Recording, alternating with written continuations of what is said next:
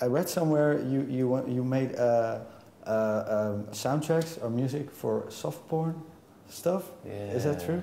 Well, it was true a long time ago. Yeah. Well, still occasionally. It's still on the internet. A couple of little things. No, yeah, it was just for a cable TV company. You know, sometimes you either get a job doing, you know, something else, or you know, maybe try and make some money somehow.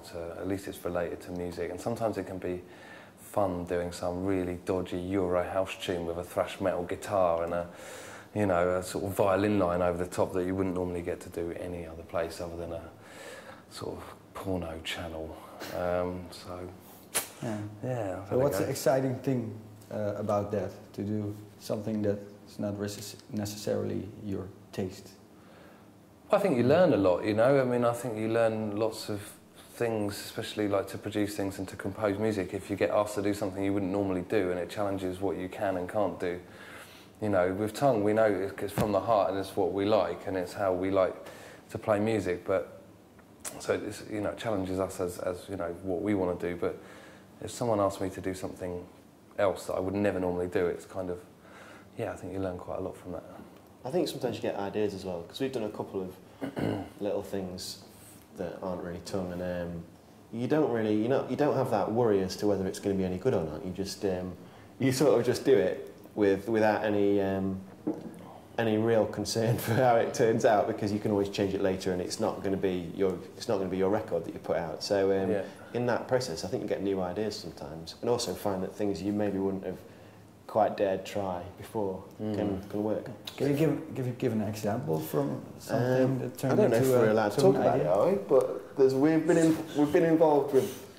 I'm not sure if we're allowed to talk about it, but we've been involved with a film soundtrack, and some of the ideas on there we worked on together in the way that we would with Tunng, but we definitely did things that we wouldn't do. Yeah, no, the film's called Reverb, and it's a horror movie set in a recording studio, and we were supposed to come up with 2 tracks that was supposedly written by some 70s kind of, you know, Tim Buckley mess-up, demoned folk rock geezer that turned into a kind of psycho killer, and stuff like that. So you write the words.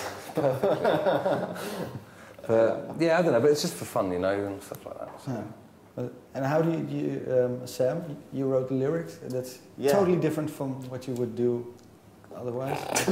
Quite different. I mean, there is some relatively dark stuff in Tunng lyrics anyway, but this just was that to an extreme, really, and sort of stream of consciousness lyrics all about dark, horrible things, but was quite fun, quite good fun to do. This guy was supposed to kind of like hog tie his girlfriend, so that sort of self-strangulation in a studio, mic'd her up and recorded her and used her as the sort of background voices in this track. That's in the film, that's not like what we do. So you had to write lyrics based on some nutter, and you know, about blood and death and skin, and it's quite good fun. Yeah, but in Tunng, you said it. The lyrics can be pretty dark, and then the music very soft, melodic. Yeah. How is that? Well, I don't know really. I've never really, certainly when I write stuff, I've never really thought that if something's got a dark lyric, it has to have a dark musical side to it, or vice versa, really. In fact, I think it can work better if you've got a very dark lyric and then the music's dark. It can be a bit oppressive to listen to.